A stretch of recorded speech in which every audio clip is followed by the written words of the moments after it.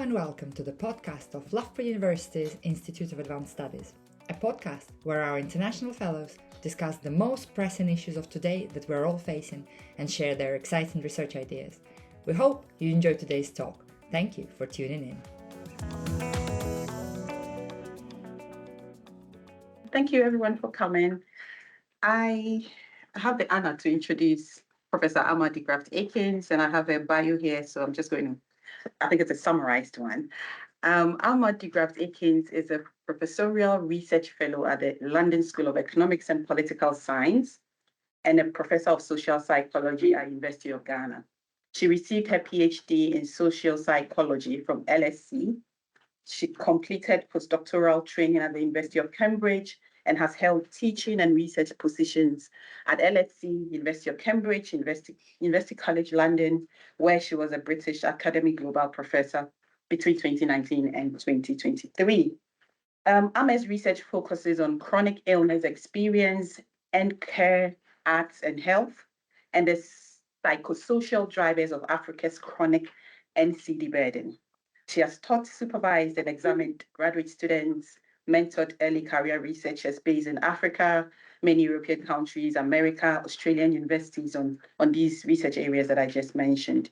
Her current research project includes the British Academy seed-funded Chronicity and Care in African Context project, a Wellcome Trust-funded project. It has an acronym, so HAPVIA, not sure what that stands for, but it seeks to co-produce community-based heat adaptation strategies in Ghana and South Africa. And then the Horizon Europe-funded MCare project, which seeks to improve the care of patients with multiple long-term chronic conditions in Ghana, Kenya, and Uganda. Her recent book, and I think she has a copy on the table, please have a look at it. The book is called Selling Healing, Creative Arts and Health Communication in Ghana.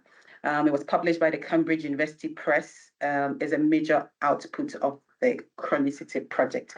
And I must say I had a privilege to review that book at Oxford last year. And I think it was my comments that was selected by the publisher.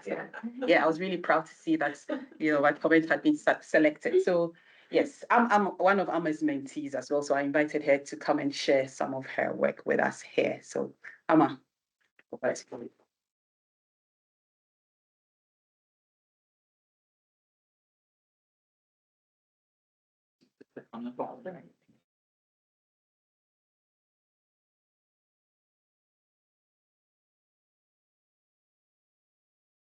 Good afternoon, everyone, and I am very honored to have been invited to come and give a talk this afternoon. Thank you to Hiba. Thank you especially also to Paula for coming and for supporting this. When Hiba invited me, she said, my talk had to focus on sort of global health, because it's IAS and it allows us to talk about interdisciplinary themes. And so I thought I would sort of select some case studies from the book that Hiba mentioned in the introduction.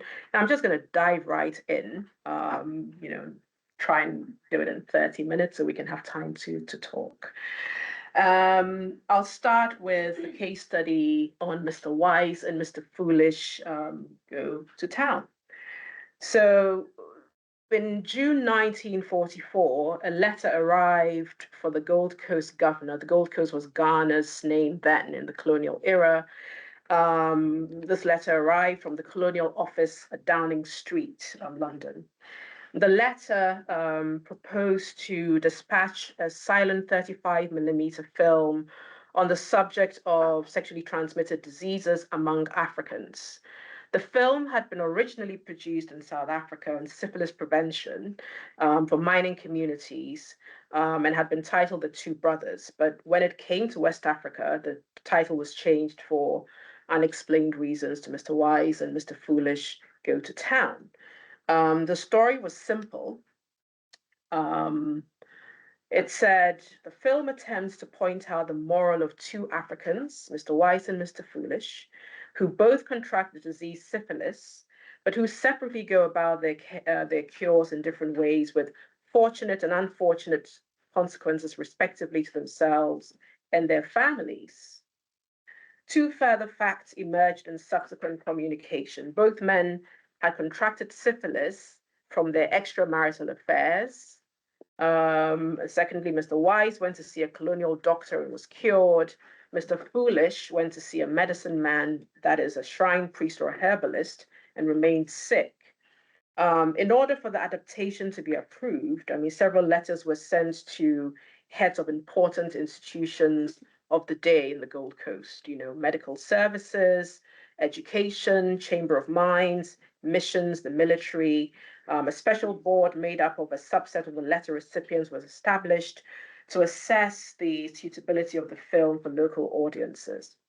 Eventually, a viewing was held at a local cinema in Accra for a broad group of elite adult men, missionaries, lawyers, businessmen, press representatives, African inspectors of schools, teachers, and so on. And the reaction to the letters and to the viewing was mixed.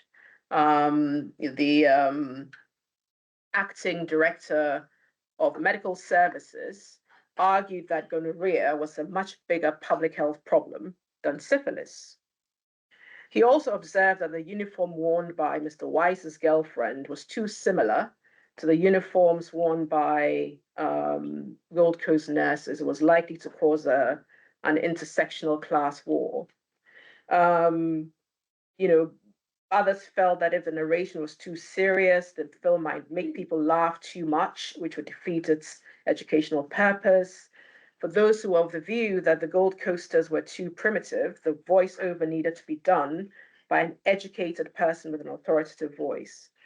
Some suggestions were made on suitable audiences for the film, miners in gold mining towns, schools and colleges, youth societies, and the like. But ultimately, the consensus from local experts was that not only were both men foolish, but the film itself was also foolish. So Mr. John Wilson, who was the Gold Coast PRO, says, the film shows both Mr. Wise and Mr. Foolish making their arrangements for illicit relationships without a hint that they're acting foolishly. The director of education said, it seems strange that no section dealing with the prevention of disease was included in the film. If ever special films were prepared for West Africa, I feel it would be most wise to include such a section. Mr. Wilson, the PRO, wrote very detailed recommendations to Downing Street on how to change the film's contents, the language, and delivery. It's difficult to know whether minors in Takwa, school children, youth societies ever saw the film because there's no further material on the campaign and the archival records after Mr. Wilson's final letter in October 1944. But the months-long discussions and anxiety around having the film backfire spectacularly across all social classes in the Gold Coast suggests that the original idea had not been thought through critically.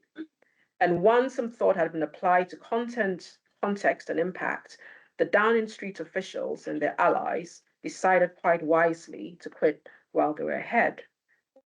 Now, Mr. Wise and Mr. Foolish Go to Town is one of the more prominent colonial attempts to apply arts to public health communication in the Gold Coast. It stands out as a case study because the records clearly track the way the colonial public health and public policy machinery operated, from conceptualization of ideas to implementation of a project. The letters and reports highlighted the racialized, gendered, and class dimensions of colonial policy making. They also revealed the ideological tensions between colonial medicine and indigenous medicine.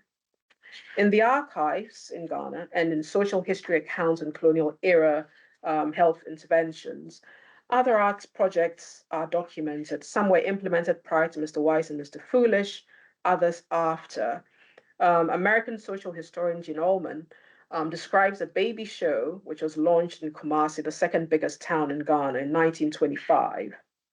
The show ran annually, and by 1929, Ullman says it had transformed completely into a mechanism of social regulation, if not social control, of colonial motherhood.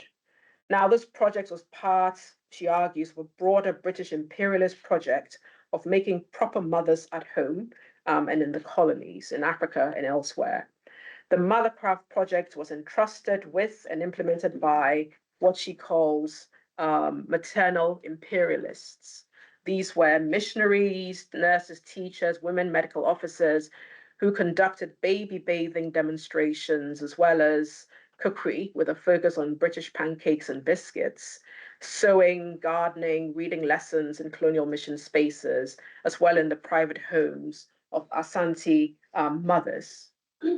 In the 1940s and 50s, food fairs were organized in Accra and in other towns at which local and regional cuisines were displayed and sampled and collated for the publication of a colonial cookbook.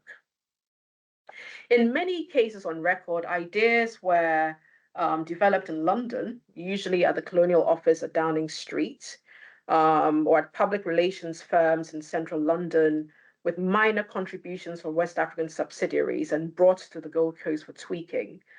What tied these arts-based interventions together, though, was their embeddedness in the broader colonial medicine project.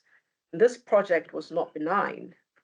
Frantz Fanon, the Algerian psychiatrist, revolutionary, and post-colonial theorist, theorized about the way African psychological realities were conditioned by relations of racialized power and violence during the colonial era. He called these intersections of psychological and sociopolitical conditions the psychic life of the colonial encounter. And this psychic life was double-edged. From the European side, colonial medicine was often violent. The story on sleeping sickness in countries colonized by the French is particularly instructive. Painful examinations, such as penile taps, were performed on entire villages, often under gunpoint by soldiers protecting traveling medical teams. Treatments, such as the drugs atoxyl and lomidine, were more harmful than the disease itself, causing blindness in 20% of recipients and death in many more. In the Gold Coast, sleeping sickness campaigns introduced new infections in northern communities. At the heart of public health campaigns and medical experimentations and treatments was the notion of the African as a pathological museum. American historian Melissa Grabois observes that this notion captured the European researchers' amazement at, and I quote, the collection of germs, pathogens, viruses, parasites, and other abnormal and unusual diseases likely to be found in a single African body, end quote. The pathological museum wasn't only a description of diseased African bodies in the tropical field. It was also a real place. Biological specimens from African bodies, bodily fluids, diseased organs, skeletons, and so on, were transported to actual pathology museums in European medical schools in Britain, France, Belgium, and elsewhere. There, trainee doctors and medical researchers who planned to work in the tropics were able to see representations of diseases they were unlikely to see and could barely imagine in their own countries.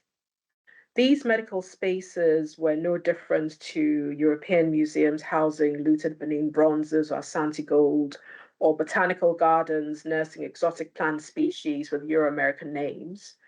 And in the same way that the African artifacts and flora shaped the fields of museology and botany, these biological specimens form the building blocks of colonial medicine and various laboratory sciences.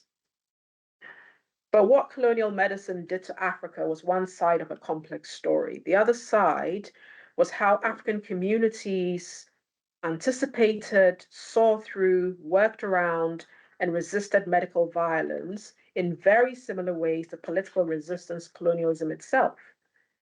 Veteran Ghanaian journalist Cameron Dodo recalls his childhood days in the colonial Gold Coast when he says, all the smart people in our villages tended to run away from vaccination because colonial authorities were uncommunicative and behaved like gods, end quote. When art-based health interventions were implemented in cities and villages in the Gold Coast, they carried the same air of uncommunicative, godlike behavior, and they were seen by local communities as an extension of the colonial medical project. Projects that sought to impose a British way of doing things were rejected or were transformed into versions that served local needs. Colonial medicine established a trope of Africa as a conduit for infection and set Africa as a familiar alien threat in the global imagination. Notions such as the African as a walking pathological museum have morphed into contemporary versions such as the African AIDS epidemic and more recently, the African COVID paradox. I'll move on to the second sort of set of cases. During the first year of COVID-19, the discourse on Africa in global health and global politics took a predictable stigmatizing path. In April 2020, two senior French medics were talking on a French television network about the possible use of the BCG tuberculosis vaccine to treat COVID-19. One observed casually, if I could be provocative, should we not do this study in Africa where there are no face masks, no treatments, no ICUs? A bit like it's done for some studies on AIDS where with prostitutes, we try things because we know that they're highly exposed and do not protect themselves. The other medic agreed. The reaction on African Twitter, now X, was swift. The WHO's Director General, Dr. Tedros, publicly rebuked the medics, calling their remarks racist and a hangover from a colonial mentality. As death rates rose in Europe and North America, the narrative of Africa as the world's lab for COVID-19 vaccine development shifted to a narrative of Africa as the world's imminent COVID-19 grave. Global health experts predicted catastrophic mortality rates in Africa. Estimates range from 300,000 to 3.3 million deaths. In an interview on CNN, the billionaire philanthropist Melinda French Gates remarked, "Look at Ecuador, they're putting bodies out on the street. You're going to see that in countries in Africa." When these predictions failed, the African COVID-19 paradox was coined. One group of US-based epidemiologists defined the idea as follows.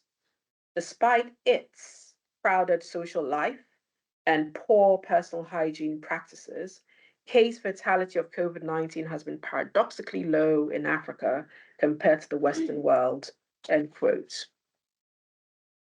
The core message of the African COVID-19 paradox, why a predicted catastrophe did not materialize in most African countries, despite their fragile health and social systems, did not capture the lived reality of epidemiological complexity that forges sociocultural creativity and resilience.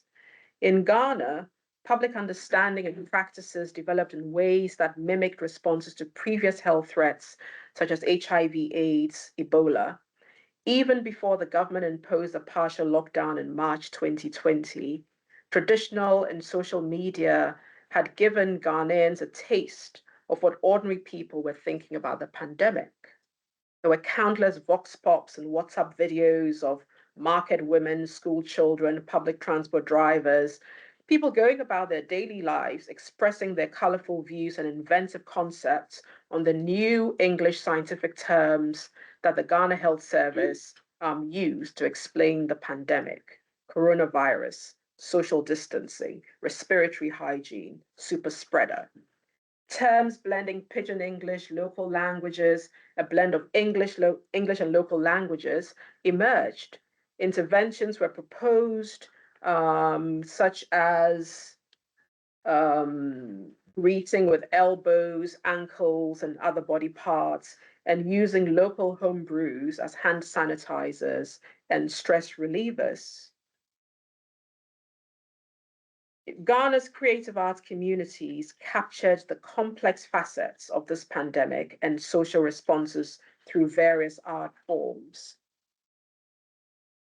So we had sort of comedy, songs, murals, translating the scientific information on COVID-19 through local terminologies in ways that connected emotionally, created social awareness, and lay the foundation for public understanding.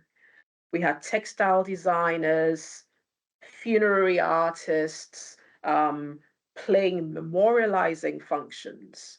We had political cartoonists who focus on the structural context of health, risk, and behavior, reminding their audiences at home and abroad that public understanding was unlikely to inform sustained behavioral change without investments in health and social protection. Other artists challenged the global politics of the pandemic response. For example, two hip life artists. Hip life is a genre of music in Ghana. It sort of blends high life and hip hop. So these two artists, Talenki and Opanka, performed songs in COVID-19 in English, Pidgin English, and Twi, a local language. The songs covered themes of prevention, but the lyrics also place the pandemic within the context of preceding pandemics and public health threats, swine flu, HIV, Ebola, and represented speculations and conspiracy theories circulating on social media, and in particular African Twitter, about the sources of the pandemic and about anti-African vaccine developments. On the surface, these songs fed into infodemics, the blend of misinformation and disinformation on COVID-19 that circulates social media throughout the life of the pandemic. But at a deeper level, both songs reveal the psychopolitics of the COVID-19 response. Talenki plays the Ghanaian story within the broader African context, with his references to white versus Black people. He bemoaned the Western interference in the lives of Africans, oh no, leave the Black alone. The song instantiated W.E.B. Du Bois's concept of double consciousness, the mode of looking at Ghanaian Black African realities through the lens of Western white power structures.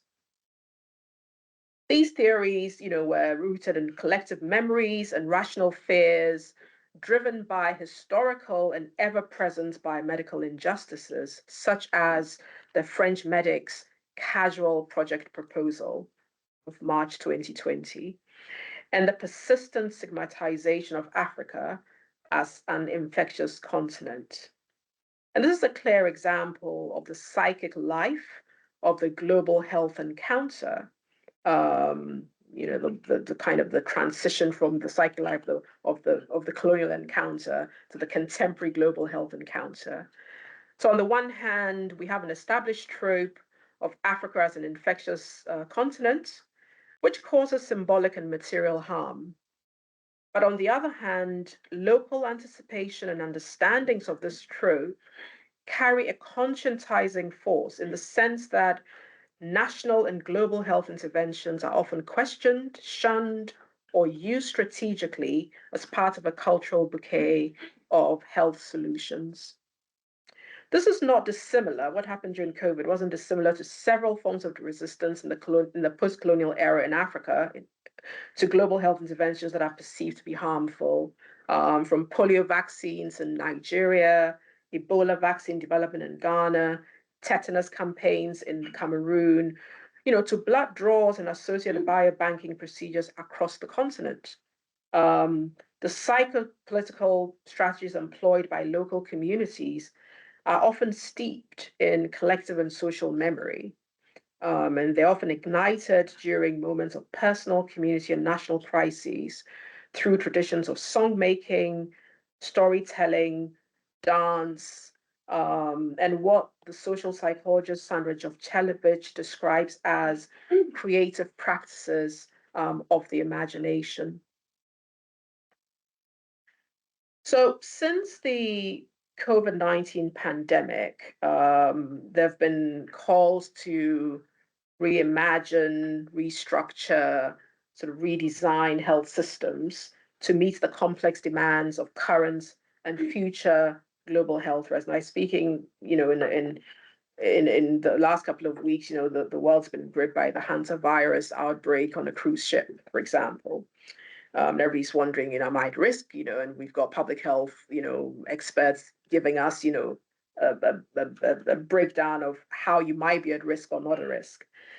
But for researchers developing sort of decolonial concepts and methods in global health, or focusing on re-indigenizing public health in local contexts, the argument is made that the global health imagination is framed by a distorted Western gaze and a limited set of scientific disciplines, and it tends to exclude social imaginaries and the creativity of the social, like what ordinary people imagine, see, feel, and want to create for themselves. For those working in the arts and health fields in Africa, there's been a long-standing argument that projects have to move beyond the banking method.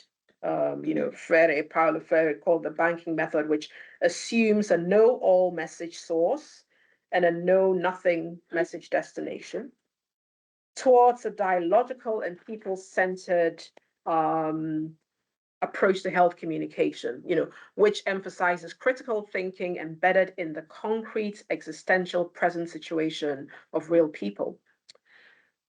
Dialogical approaches matter, whether projects are mass media campaigns or community-based participatory methods, whether artists communicate health independently or through government support. The dominant approach whereby local people participate in expert projects, theorists argue, must give way to experts participating in the projects of local people. So by turning the lens onto the creative resources ordinary people bring to their own representations of and practical responses to health, illness, and healing, experts can fashion more robust, dialogical, people-centered health communication models. What does this mean in practice? So in my book, I argue that we can apply the Akan concept of Sankofa as an organizing principle for reclaiming arts traditions for dialogical health communication and public health intervention. Sankofa means to retrieve in the Twi language. The concept is captured in the proverb, "It is not taboo to fetch what is at risk of being left behind." It is also represented visually in gold weights, in wood sculptures like the one on the slide, and textile designs by a bird that moves forward while turning its head back. Sankofa has become an organizing interdisciplinary principle for developing a decolonial and indigenizing approach to identity, agency, and social change for continental and diaspora African communities. In the book, I define Sankofa from a social psychological perspective, and I say it's a creative practice of the imagination and memory. It's a vital process of remembering, reclaiming lost and contested traditions within the boundaries of self, society, and culture, and activating these reclaimed traditions to serve contemporary needs. In Ghana, the Sankofa principle has always informed the workings of indigenous healers. Like the proverbial Sankofa bird that moves forward while its head is turned backwards, the reinvention of healing traditions requires that healers look back as they move forward. They often borrow strategically from eclectic sources to modernize their services, even as they protect the core functions of indigenous healing. That is, to address the interaction between the physical and spiritual dimensions of serious sickness. Indigenous healers utilize arts in the way that they perform their healing repertoires. The arts are utilized as a knowledge system in diagnosing and healing. They're representations of small gods, they're everyday objects loaded with spiritual power, small medical objects and spectacular machines, imported from, Asia, aid the performance of diagnosis and treatment. The Sankofa principle also informs the use of arts in everyday social life in Ghana. The arts underpin major life events in Ghana, from the celebration of births through outdoorings, marking puberty rites, marking marriage ceremonies and funerals. During these family and community events, there's a collective reflection of the power of the past weighing in on the present, when ancestors are called through libation and the verbal arts, the use of proverbs, the retelling of clan stories. When formal speeches are enhanced with song and dance. When bodies are adorned with commissioned textiles or beads handed down generations. When family and gendered roles and functions are outlined through carefully curated color schemes, when specific cuisines are prescribed and consumed. At these events, art is truly participatory. Art also functions politically in family and community life. Individuals can subvert family and community norms and power dynamics for personal and group social capital. In Ghana, funerals bring this element to the fore very, very, very vividly. The art forms themselves change over time. New elements are borrowed, and meanings and forms of engagement change with social, economic, and political conditions. When activated positively, these art-based rituals mediate social connections and cultural renewal and push families and social groups into new relational spaces. They can create pleasure, joy, other positive social emotions that enhance well-being in specific moments, but also across time through shared memories. So in everyday life, in Ghana and other African sort of contexts, the aesthetic, spiritual, social, psychological, political mingle in healing and social spaces, making arts and social creativity powerful mediating forces for transformational health, communication, and public health.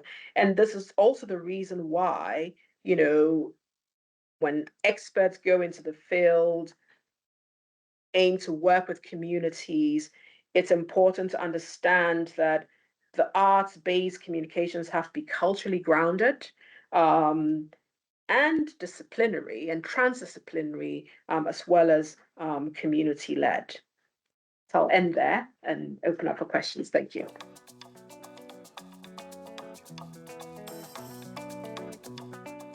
Thank you for listening to the podcast of Loughborough University's Institute of Advanced Studies.